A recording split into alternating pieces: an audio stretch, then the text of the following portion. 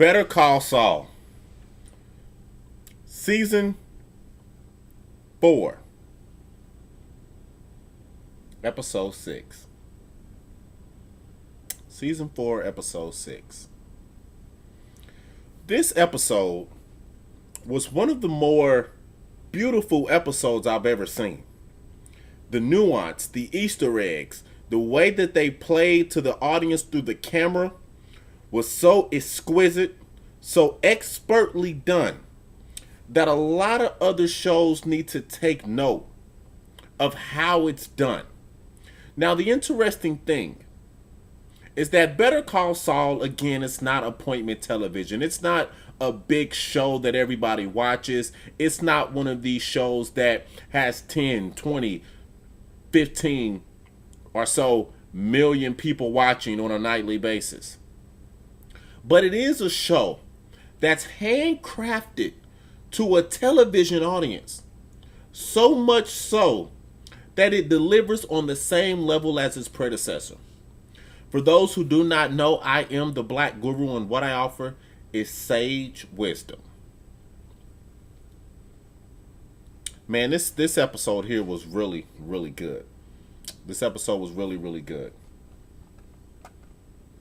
In a nuanced type of way, though, not in a big drama, not in a big shootout, not in that type of way. It was really good in a nuanced way, a subtle way. Let's get right into it. So we start off this episode here with Kim Wexler, and like I said before, the actor who plays Kim Wexler, she's up for a fucking Emmy in my book. She is acting out of this world. I mean, she is blowing away this part this season. I don't know if y'all have noticed, I don't know if y'all been paying attention, but this woman is blowing away this part. I'm telling you. And I'm talking about in the nuance, in the looks, in the gazes, in the body language, in the delivery of the lines.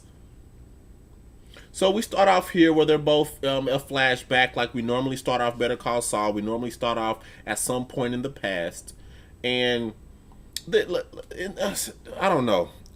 It's going to be a theme on tonight of me pointing out certain nuanced elements of this show that I don't think people are really catching. I don't think people understand that it's happening and understand why it's good. But let's just take a look at the fact that all of these Better Call Saul episodes open up with a flashback. These flashbacks are character developing moments in these cold opens. So it gives you context to the episode you're about to witness, but more importantly, it gives you context to the characters that you're about to see. A lot of shows don't do that, man. A lot of shows don't do that. A lot of shows don't spin that. They spin that cold opening with some sort of dramatic cliffhanger, some sort of storytelling element to draw you in to continue to watch. While Better Call Saul spends that time character developing, character exploration. This is what Better Call Saul does with their cold openings. Every single cold opening is a flashback of some sort. What's up, Smiley? Or a flash forward.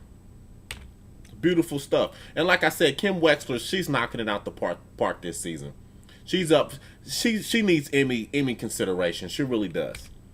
So we get a flashback here. We get James. He's back alive. He just solved one of the biggest cases in the most obscure way to solve it. So he's basically the Michael Jordan of lawyers. He hit a last-second clutch shot, and now everybody's giving him praise for his skills. And I believe this is the moment that leads Jimmy into law. Oh yeah, Gigi, she's off the chain. She is off the chain. And I think this is the moment that leads Jimmy into law. He walks into the law library and he starts focusing more on learning the law. Very, very critical flash forward scene. The moment that led Jimmy down the road to becoming a lawyer. Now, later this episode, there was a moment so heavily... let's just get to it. This is a big time stuff here. So we start the episode proper with Kim here, and she's studying and she's working on her Mesa Verite stuff for the big banking company. But you see in the foreground, she has the criminal law stuff in front of her in the foreground. This is important. Like I said when I did my Snowfall review, when the camera angle puts stuff in the foreground, it's supposed to grab your attention for a reason. See, everything on the screen is there for a reason on shows like Better Call Saul. There's no screen real estate that's wasted. So everything that's happening is helping to tell the story. So the fact that the criminal files that you see on your screen here are in the foreground let you know that this is important.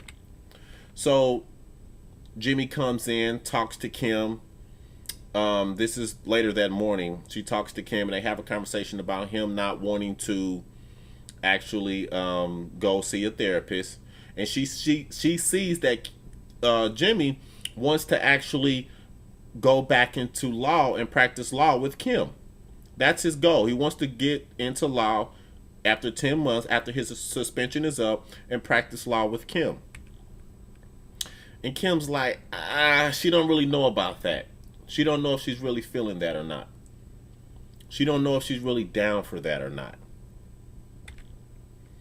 So there was a couple of moments here that I wish I would have took screenshots to talk about these moments, but I'll just summarize it by saying, screen real estate is never wasted on this show. Never wasted. So then she actually goes and basically offers or tries to ask for a job with another law company, basically to get that banking stuff off of her back, but also to go practice law. So these are the things that she's looking to go do, and really not work with Jimmy. She don't really want to work with Jimmy. That's the underlying message that we get from all of this, is that she does not want to work with Jimmy anymore. So we get to these scenes here in which Mike is building the facility for the Germans who are going to help build the underground tunnel or the underground laboratory in which Walter White will end up cooking his meth in. Then we cut back here to Jimmy, and he's on the phone acting like he's caring about some lady that he took care of, but in all reality, he's with his criminal mind. He's worried about stealing another one of those little bitty toys. So he's full criminal now. He's a full dipshit criminal. Now back to Kim. Like I said, this is just beauty. Her acting is just she's my goodness. So she's ready to tell Jimmy, "Hey Jimmy, I got a new job." Yo, Slippin' Jimmy. Yeah, he's fallen now. Slippin' Jimmy has fallen. He's fallen on his ass. I appreciate all the hearts too, Smiley. Thank you. Yeah, Slippin' Jimmy has completely fallen on his ass. He's fallen on his ass. And we see later this episode. Again, this is another great nuance scene. So Kim essentially tells Jimmy, "Hey, I got a job at another big firm. They want me to come in and do their banking, and I think that's what I'm going to do."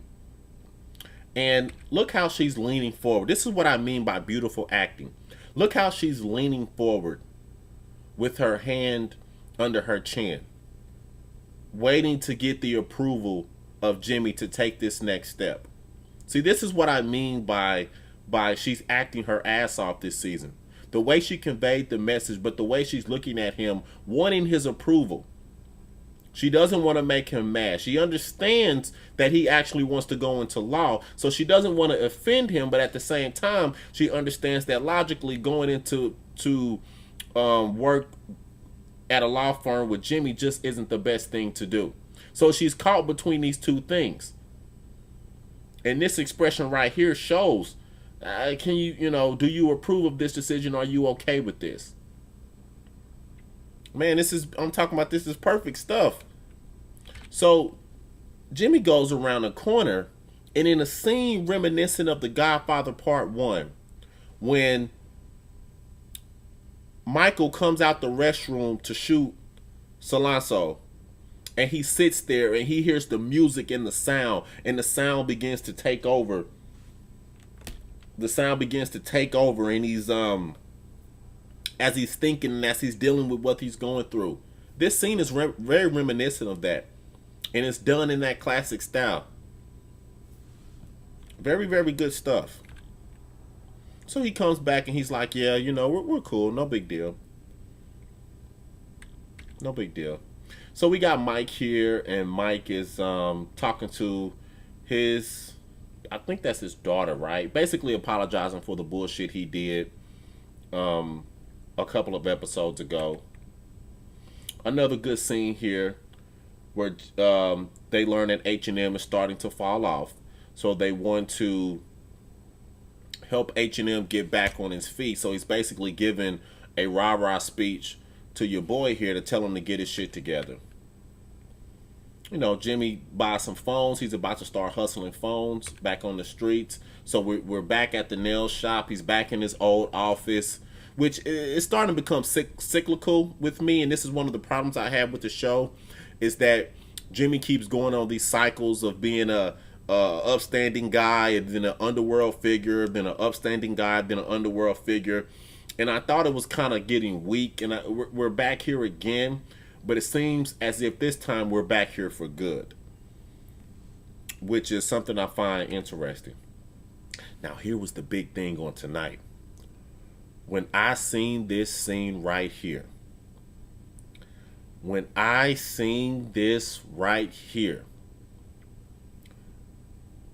I said, shit, this is big time shit. Now, for those who do not know, season 4 of Breaking Bad, the predecessor to this show, ends with Gus sitting in a chair exactly like he's sitting now, across from the man that he's talking to right now. And Gus is professing his hatred for Hector Salamanca. And he tells this deep story about how he doesn't want to kill his prey, but he'd rather capture his prey and torture it and keep it alive while it suffers, because he believes death is too merciful. And he's going on this monologue, and he's sitting in this chair, and he's in the same position in which he will die later on in Breaking Bad. And just the fact that he was sitting in that room, just the fact that he was sitting in that chair across from Hector. Man, this is oh my God, the storytelling. What's up, Brad? Brad, I'm glad you're here, and you right on time. Because you said that Tommy from Power is a better character than Gus. And this scene right here, Tommy could never pull off the impact that this scene had. It's karma, Gigi. It's oh my God, it's everything. It's karma, it's foreshadowing, it's the level of foreshadowing. Because the very sentiment that Gus expressed on tonight is the very sentiment and the very energy that Walt takes advantage of to have Gus killed in season 4, in the season 4 finale of Better Call Saul. So it's so ominous. And for Breaking Bad fans who are familiar with Breaking Bad, as soon as you seen this scene, you knew what it meant. You knew what it meant. As soon as you seen Gus sitting in that chair across from Hector in this way, you knew what time it was. Now this is Better Call Saul. Let me say something here. Let me say something. Better Call Saul, tonight's episode specifically, it was masterfully done. Now it wasn't this great episode with a great story arc and all of this stuff. It wasn't this big turning point, but you know, the way tonight's episode was laid out. The nuances, the things that were in the foreground versus the things that were in the background. The way that no screen real estate was wasted. I mean, tonight's episode, literally, and I'm not exaggerating. I swear to God, I'm not. I'm not exaggerating. The way they told the story tonight, on camera and off, on I should say, with the characters and with the setting.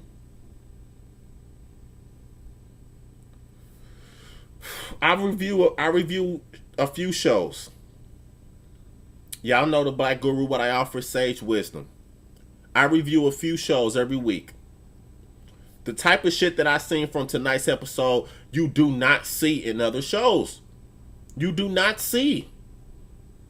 I don't see this type of shit from Snowfall. I see it some in Power. Power's about the closest. I think it gave us what we've been waiting on. We want to see links to Breaking Bad. Good point. Good point, GG. And this was I think this was one of the strongest links, besides a cameo, somebody from the show popping up, somebody from Breaking Bad popping up in Better Call Saul. Cameos are fine and dandy. But when you get foreshadowing, like tonight's episode, and with Gus in that room sitting across from Hector Salamanca, that's what a prequel is supposed to do. That's what a prequel is all about. Those levels of foreshadowing. Man. When I said Tommy greater than Gus, I view it as Tommy is more original and more believable than Gus. I don't know if he's more believable. I know this, Brad. Tommy could not deliver. Tommy could not deliver on what we just seen tonight. Gus's character was fleshed out in grave detail as he sit back and he told that story of why he wants to keep Hector alive, and that he's been like that since he was a little kid. And that this very speech on tonight is what Walt uses to kill him. This is a direct link to Breaking Bad. You think there's guys like Gus in real life? Yes, I do. I think there's more Gus's than Tommies. I think there's more real life Gus's than there are real life Tommies. And let me say this before I move on, because I don't think I can stress this enough. When Walt kills Gus in Breaking Bad, I always see that as the official end of the unofficial end of the Breaking Bad story. I look at the finale of season 4 of Breaking Bad as the unofficial end to the story. I believe that season 5 was an additional season that they wrote simply for the network, simply because the show had popularity. Because if you notice, season 5 of Breaking Bad, they had a time skip. They really didn't focus too much on the previous 4 seasons. They introduced a bunch of new characters that we were unfamiliar with, the Nazis, and we focused more on Lydia and all of these other characters who didn't really have backstory. But if you remember, Breaking Bad season 1 through season 4 built up to that moment where Hector blows up and kills Gus. Gus didn't see it coming, but he also knew he lost. Yeah, it was a beautiful moment. One of the more beautiful moments in all of television. And tonight we got the psychological link to that moment. But I don't want to belabor the point. I won't belabor the point. So, like I said, Gus tells this interesting story. Gus tells a very interesting story about why he feels the way he feels about Hector Salamanca. Now, here's another moment. And like I said, tonight's episode was loaded with these moments. Here's another moment where they zoom in on Hector's hand. Now, for those who follow Better Call Saul, who follow Breaking Bad, you know that Hector speaks with his hand. He speaks with his hand now because he's, he can't really He's fucked up. So all he can do is ring that bell. We know that's how Hector communicates from now on. He just rings that bell. So as Gus is walking out, we zoom in real tight on that hand. And we're looking at that hand to see if it moves. Because if that hand moves, that means he heard Gus. See, you had to be a Breaking Bad fan to really understand the power of this scene. This was great stuff. Well, anyway, we move on. We come back to the facility. We get our crew. Now we get this asshole here.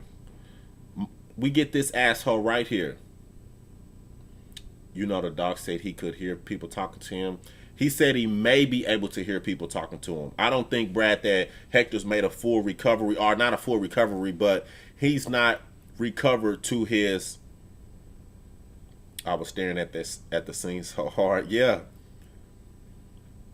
Kai, little bitch ass. Now the thing about Kai, y'all see how Kai got on a red scarf? Again, this is what I mean by telling a story through visuals. The red scarf is to help identify him to the audience, so we know that there's something unique about him. See, just little stuff. I think he heard that story. I think if he would have moved his finger, Brad, then that would have acknowledged that he heard the story. If we would have seen that finger twitch a little bit, that would have been our confirmation that he heard the story. That would have been our confirmation. But that finger didn't twitch, so I don't think he heard it.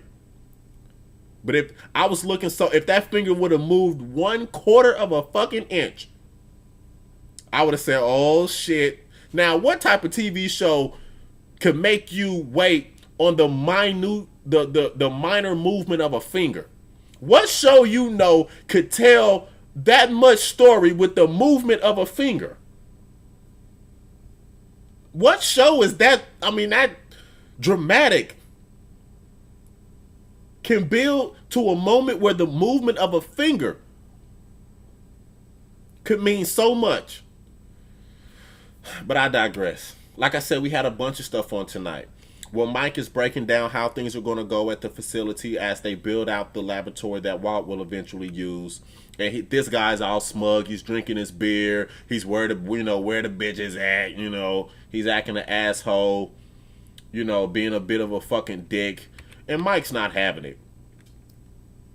Mike's not fucking having it. Mike is not having it one bit. Mike's like, man, I'll smoke this dude before it's all said and done. Mike is giving him a look like, dude, I will shoot this motherfucker before it's all said and done. You keep playing with me, Kai, and I'll blow your fucking brains out. But Mike's like, whatever. So Mike tells his guys to keep an eye on Kai. So we obviously have some sort of friction here that we're going to see play itself out in a unique way. But we understand Kai is up to some bullshit, and we're going to see what's going on with old Kai. But that red scarf is significant. Whoever directed this episode, I mean, this was good. So we get Jimmy rolling back up on the people who robbed him. I thought Mike was going to punk him right there. Yeah, Mike, Mike, he don't like him, but he don't know him. He's so no nonsense. I love it. Yeah, I love it too. I absolutely love it. I really do. So he rolls up on the punks who robbed him on last week, and he offers them a deal. He says, look, y'all, I give you guys $100 a week just to leave me alone and tell everybody to leave me alone while I sell my phones. Are we cool? But they say, no, fuck that, and try to rob him again. Well, Jimmy takes off running, and they chase him into this alley. But actually, it was a setup. Now, y'all think I'm bullshitting when I say tonight's episode was filmed so beautifully. Y'all think I'm over-exaggerating. It was a setup. Jimmy called some of his homeboys. His homeboys came and tied them up. Now, look at how this is shot. The boys are hanging upside down. They tie them up in an old, looks like a piñata warehouse. And they tie the boys up like piñatas. But it's not shot right side up. It's actually shot upside down. To where the boys are hanging upside down, but on screen they're right side up. And Jimmy is actually upside down. Y'all tell me tonight's episode. I'm telling you, tonight's episode was a master class. I'm telling you. They will never get their credit for tonight's episode. They never will. Whoever directed tonight's episode will never get their credit. I'm here to tell you, whoever directed tonight's episode needs 110% credit. I review a lot of television shows, you guys. And these are the things that I look for, the things that I appreciate. It ain't just about the writing. People say, the writing's bad. It ain't just about writing. Can you tell a visual story? Wait, say that again. Here's the deal. Look at this scene. The boys are hanging upside down like piñatas. But the camera is not filming them right side up. They're filming them upside down. So Jimmy is actually on the floor while the boys are hanging from the roof. But the camera is upside down. The camera is the other way around. I don't know whose idea that was, but this whole scene was basically, let me simplify what I'm saying. This whole scene was basically shot upside down. The whole scene was shot upside down. See, this is just our artistic direction. Somebody just said, hey, how about we shoot the scene upside down and see what it looks like? And they ended up going with those shots. And I mean, it's absolutely perfect. So, okay. Black Guru, you tripping. You overanalyzing, Black Guru. I think you looking in it too hard. You kind of just, it ain't that deep. Check this scene out here. Look how Jimmy is talking to the guys that are hanging upside down, letting them know, hey, you don't fuck with me. And look real close at the clown in the background. Look at the symbolism of the clown in the background. The clown is to represent, he's crazy. He's lost his mind. He's losing it. See, that's what the clown is there for. Remember, they're not wasting screen real estate on tonight. They're telling the entire story with everything on the screen, with every sound, with every visual. And as he's giving this Joker-esque monologue to these boys who robbed him, threatening them, letting them know, hey, I'm not the one to fuck around with. You see this clown in the background, giving an illusion to the Joker. An allusion to the crazy killer clown. That's not by mistake, ladies and gentlemen. That's not by mistake that clown was there. Y'all think I'm reaching? I want to know. I just want to make sure y'all don't think I'm reaching. Y'all don't think I'm laying it on thick or I'm overanalyzing. But this is the type of healthy television that I'm talking about. This is the good stuff, basically. And it wasn't no hell of an episode. I'm not gonna lie. This wasn't the best episode I've ever seen or anything, but it was just so packed with those little Easter eggs and nuances. So we got your boy hanging around, and he basically tells him, hey man, don't fuck with me and tell other people not to fuck with me. And they bring that bat right up to his face. They was gonna fuck this dude up. And Jimmy basically tells him, hey, you get one warning. First, but it's an interesting take. I'm telling you, it's not even, let me tell you something, Brad. It's not even a take, bro. It's not even a take. It's really quite obvious. It's really quite obvious. I'm just letting you know, it's not even an interpretation with the clown. It's not an interpretation while that clown is there. Think about it. It's a piñata place. Look at all these other piñatas. These little horses and shit could be hanging there. But look how it's hanging right over his shoulder in the background. And look how the lighting on the face of the clown matches the lighting on the face of Jimmy. Look how the clown is lit, and look how Jimmy's face is lit.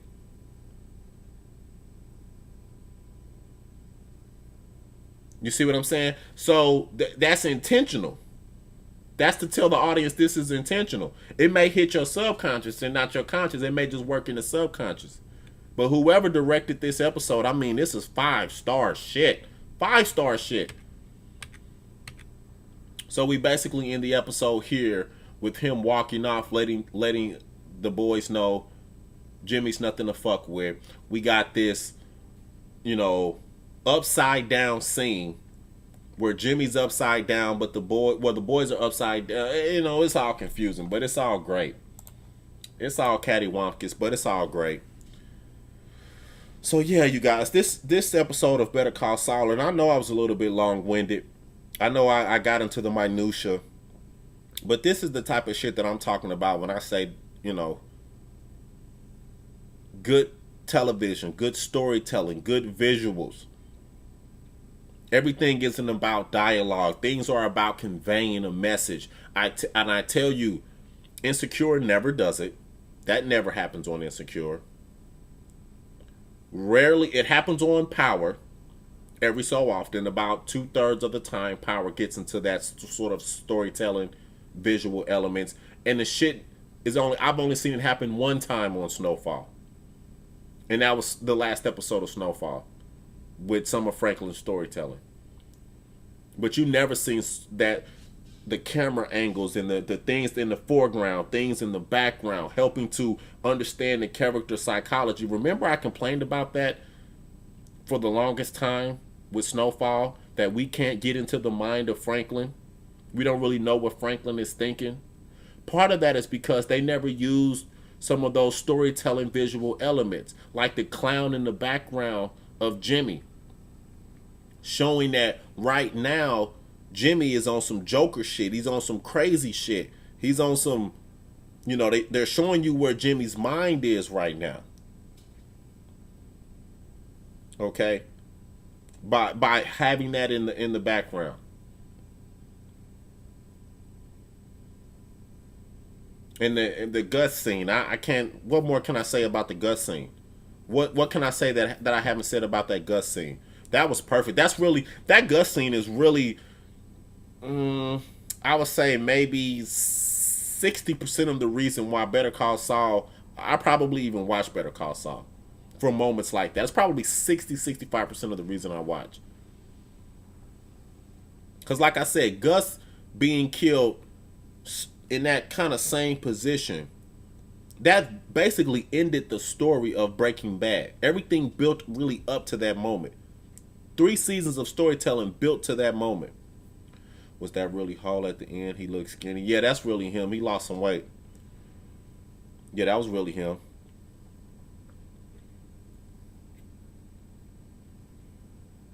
I'm telling you guys, and you know, and I know y'all may be thinking I'm over analyzing, but that's just it's just brass tacks analysis, y'all. It's just brass tack stuff.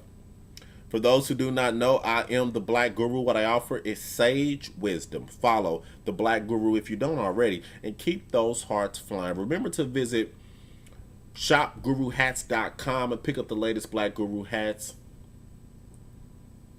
Also follow the Black Guru on Instagram, the Black Guru on Instagram. If you are a Breaking Bad fan, you're basically required to watch Better Call Saul, or you miss some of the BB story. Yeah, and especially in tonight's episode. That whole Gus scene was predicated on your knowledge of Breaking Bad. That whole Gus scene was predicated on that. What's up, bro? That whole Gus scene was predicated on your knowledge of Breaking Bad. Even with them zooming into Hector's hand, you have to know that Hector speaks with his hand. I wish I would have took more screenshots, because I mean, I could point out so many things. There's at least, off the top of my head, there's at least 10 or 12 different things on tonight, which were basically Easter eggs and storytelling elements.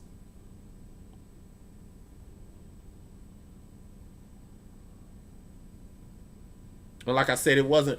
I'll give the episode Shit, I'm gonna give it an A. Fuck that shit. I gotta give it an A. I was about to give it a B, but how could I give a story so told that way if I can't give I gotta give it an A. His hand also killed Gus. Good point.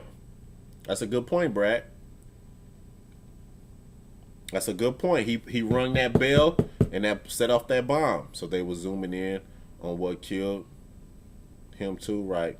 I have every episode of Breaking Bad or Better Call Saul, bro. Well, I just got caught up. Okay, well, what's your thoughts?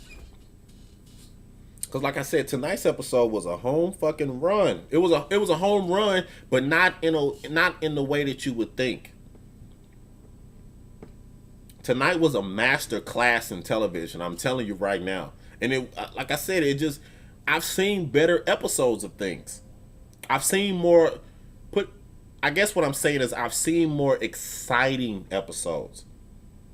I've seen television shows with episodes that are more exciting, right? But then at the same time, I've probably never seen an episode as good. And it's, it's fucked up because it's going to go under the radar. Kim Wexler's performance this season may go under the radar. Tonight's episode of Better Call Saul may go under the radar. You may have a few people talking about it like myself, but it's fucked up that something so good will actually go unnoticed. But the show has become very nuanced. Yes, and tonight was like a nuanced stew. It was like a nuanced gumbo.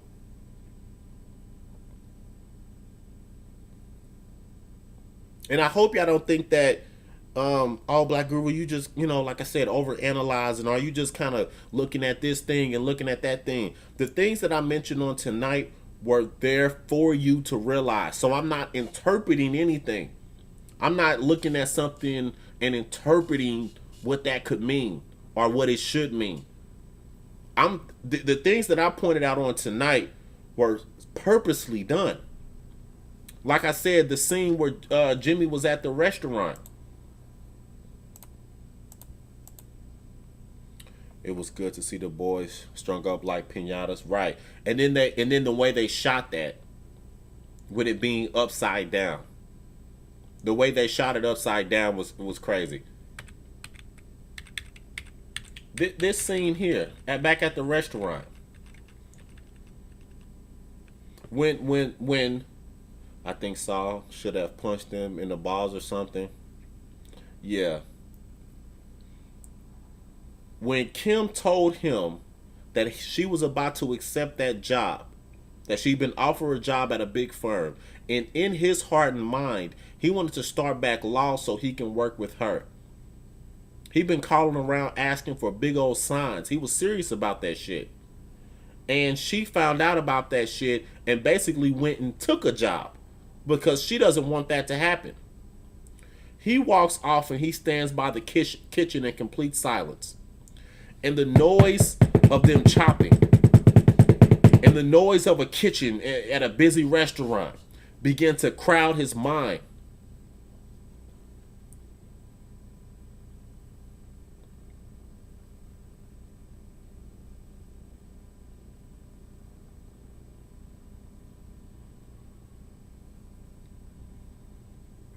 Yeah, y'all bear with me. I'm having some technical difficulties on my end, but we should be good. We should be all right. But like I said, the things it's starting to, that those noises are starting to crowd his mind, and he's just hearing all of these things, and he's hearing these noises as he's getting processed with this information that's frustrating him, that's pissing him off, that he's confused about. Okay, that's the same thing for my people who've seen The Godfather. That's the same thing that happened with Michael Corleone right before he decided to shoot Solanso. One of the most pivotal points of probably the most pivotal plot point of The Godfather Part 1, a movie that's considered one of the greatest movies of all time. A movie I consider the greatest movie of all time. And this harkens back to that, but it's not stealing from it like Snowfall does. It's an homage. It's not stealing like how Snowfall steals whole scenes and steal whole moments. This is an homage to one of the greatest moments in one of the greatest movies of all time, as far as the storytelling element. But y'all just think I'm bullshitting. So whatever. Whatever. I'm just blowing smoke up your ass. For those who do not know, I am the Black Guru. What I offer is sage wisdom. Follow the Black Guru if you don't already, and keep those hearts flying. Y'all just think I'm just, I'm just saying all these things just to be saying them. Yeah, it's the turning point for Jimmy. He's about to let his inner hustler out. Yeah. And wasn't that the turning point for Michael Corleone in The Godfather Part 1, if you've seen that movie? Wasn't that the turning point at which Michael entered into the family business?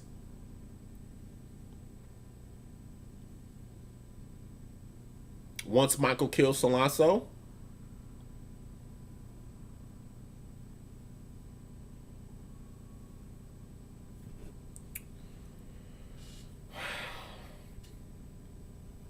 I know. Black Guru, you just reaching. Black Guru, you reaching. I'm not reaching, y'all. I'm just saying. Yes, it's about rejection from mainstream way of life. Man, this is serious business. This was great stuff on tonight. Like I'm saying, when you pulling things in from The Godfather Part 1 and you're making them work in your story, you're doing something right. You're doing something right. Versus a show like Snitchfall, when everybody's tattling on each other to get out of plot points, or a show like Power, in which is a great show, don't get me wrong, but it's so damn smart that you have no emotional connection. It's so damn smart that you gotta follow along with all of these twists and turns just to keep up with what the fuck is going on.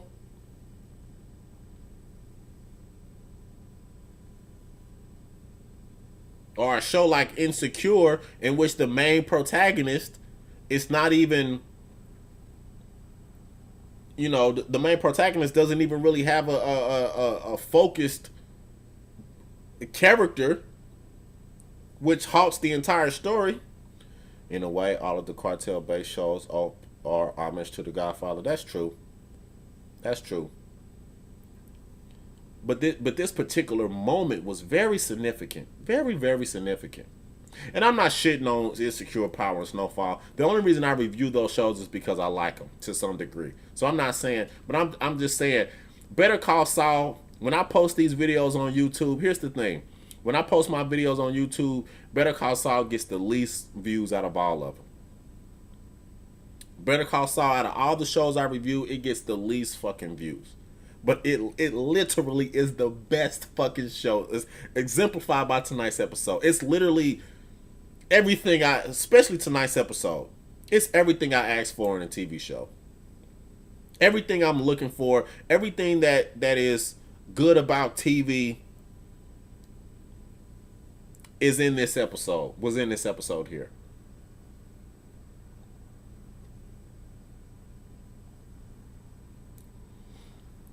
That's why I said moments ago that the quality.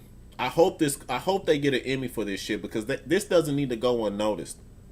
Better Call Saul and Breaking Bad are the best Netflix series running. Yeah, I don't want this level of quality to go unnoticed. I don't want this much hard work to go unnoticed. This level of creativity and blending these visual effects and these storytelling elements. I hope this shit doesn't go unnoticed. Because it's not The Walking Dead, right? It's not zombies. It's not Game of Thrones. It's not fucking hella cool like Insecure or Power. It's not hip. It's not fucking... But goddamn is it good. Goddamn is it good. Well thought out. Well executed. Talk about an emotional connection. This is my last point before I get out of here. Talk about an emotional connection. The moment I seen Gus sitting in that chair like that, I said, whoa. As soon as this scene came on and Gus was sitting in that chair talking to Hector, it really didn't matter what he said. Breaking Bad fans knew what this whole scene was about. What I like about Better Call Saul is it allowing us to explore complex characters more deeply, right?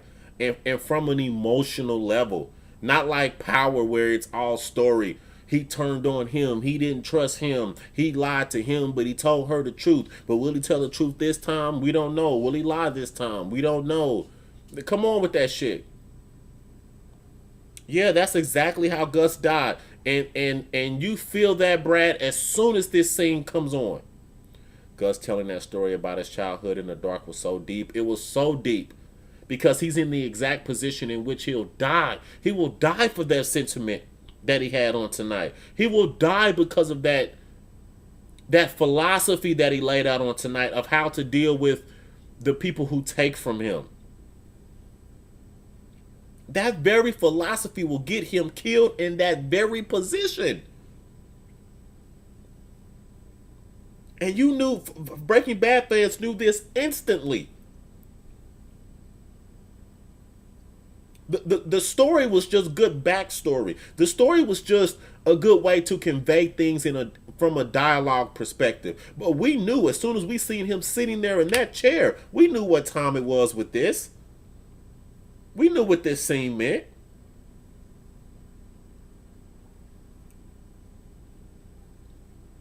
It connected on an emotional level.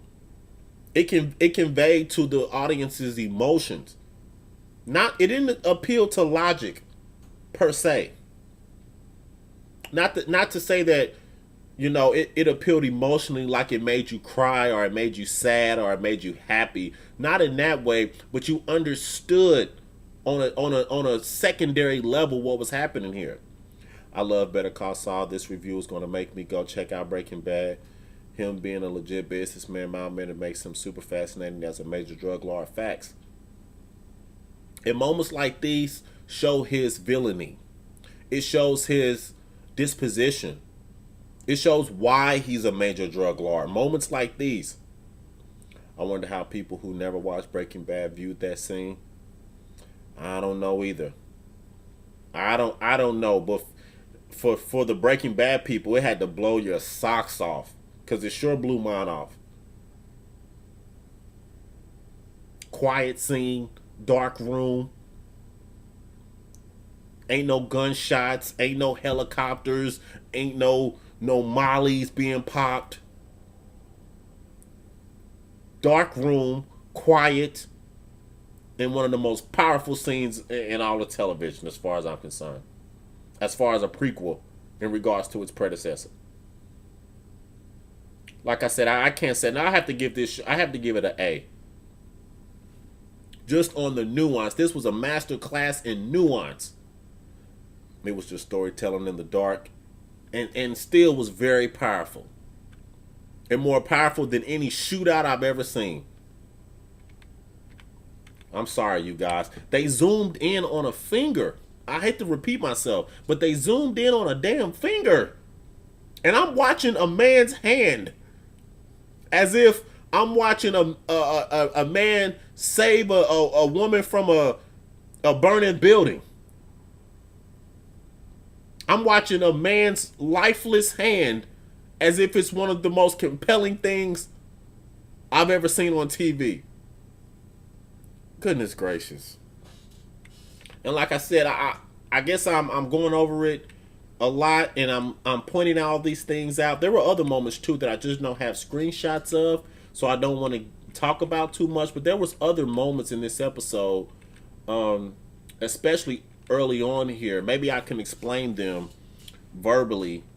My hands were so close on the TV on that hand. Yeah, there was another moment, if you guys remember, and I want to explain it before I get out of here, that Jimmy was drawing out the logo that he wants to use on their new building. So he was drawing out the logo for the new building. And he's drawing out the new logo, and they have this conversation in the morning. After this conversation, when Jimmy leaves, he leaves and he walks out and he grabs the tablet. and we see the camera angle from the perspective of the yellow tablet. So we see him. Kim don't want to work with him. I understand Kim. I know why Kim doesn't want to work with him. Can you blame her? Um, you see Jimmy grab that yellow tablet that has that logo on it, and he walks out, letting you know that that tablet is still on Jimmy's mind. But not only that, Kim is still thinking about it. So the information on the tablet is relevant. This is how they shot that scene. I wish I had those screenshots so I can explain this shit to you visually. So that's how this scene right here ends. The next scene, when we go back to this scene here, they focus on the logo of this company here. So we zoom in on the big logo of this already established firm.